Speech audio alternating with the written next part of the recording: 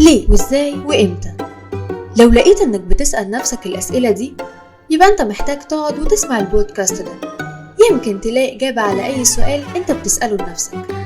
أنا مايا رشاد، ودي أول حلقة من بودكاست عندك واحد نضج وصلحه.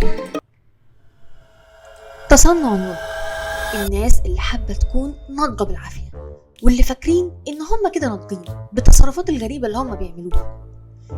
أنا مش هنكر إن كل واحد فينا ليه طريقة معينة بيكتشف بيها قد إيه هو بقى ناضج وجاهز لمواجهة الحياة. بس الفكرة إن في فئة معينة كده من الناس بيقيسوا النضج غلط تماما، أو حابين يظهرولك قد إيه هم ناضجين كفاية وإنت لسه عيل مش فاهم حاجة. ملحوظة بس صغيرة أحب أقولها لك قبل ما نبتدي نتكلم عن الأمثلة الشائعة لمتصنعين النضج. مفيش حاجة اسمها سن النضج. النضج ملوش سن. يعني اللي يضحك عليك ويفهمك انك لما تبقى في سن 30 انت كده جاهز لمواجهة الحياة وبقيت ناضج كفاية، فهو بيضحك عليك يا مان. مفيش حاجة اسمها كده. تعالى بقى اكلمك عن اول شخصية اللي هتلاقيها منتشرة جدا.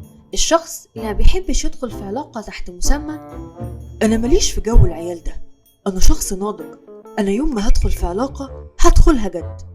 ويفضل بقى يديك في ميكسد سيجنالز للصبح على اساس يعني ده النضج من وجهة نظره طبعا، ويفضل يحسسك قد ايه انت شخص لسه مشاعرك ما نضجتش كفايه ويلوم عليك انت، مع ان من النضج اصلا انك لو شايف انك لسه مش جاهز للدخول في علاقه ممكن من الاول تسطح علاقتك مع اللي قدامك، او تحط حدود لعلاقتكم وتمنع نفسك وغيرك من الدخول في الدوامه دي. وترحمنا بقى يا سيدي من مصطلحات توكسيك وريد فلاج اللي بقت بتتقال على اي حاجه وعلى اي موقف.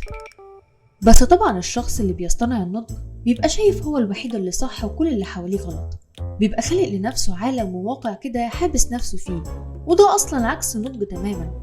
النضج الحقيقي انك تبقى صريح مع الشخص اللي قدامك، مش بتلعب بمشاعرك.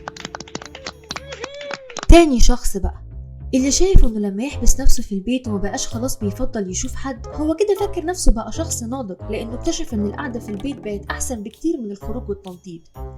يعني ما يمشيش معاك انك بقيت شخص بيتوتي عادي ناضج.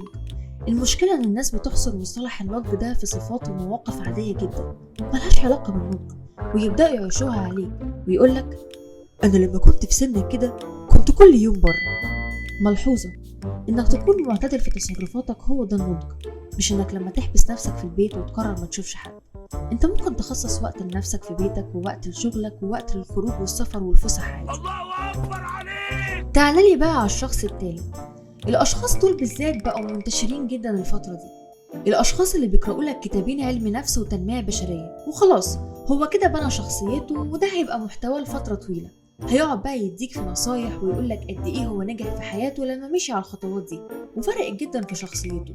وفي منهم بقى للأسف بلوجرز ويعملوا ستوري يزعقولك فيها وقوم يا فاشل اعمل زي حالا.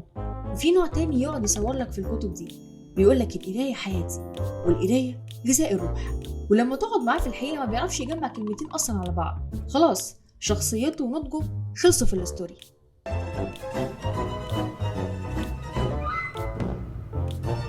الشخصية الرابعة، وده ممكن يكون آخر شخصية هنتكلم عليها الحلقة دي. الشخص اللي عايز يحط معاني لكل حاجة حتى لو ملهاش داعي، أو عايز دايما يتفلسف في الصغيرة والكبيرة عشان يحسسك قد ايه هو فاهم وقد ايه هو خد تجارب كتير في حياته وهو أكتر حد واعي، ويفضل يقولك في مصطلحات وألفاظ مكلكعة وهو أساسا مش عارف معناها في سبيل إنه يبان ناضج ويسوح نفسه ويسوحنا معاه. يا لهوي يا لهوي. ايه رأيك نختمها بشوية جد؟ بصراحة كده مفيش حد فينا كبير عن النضج.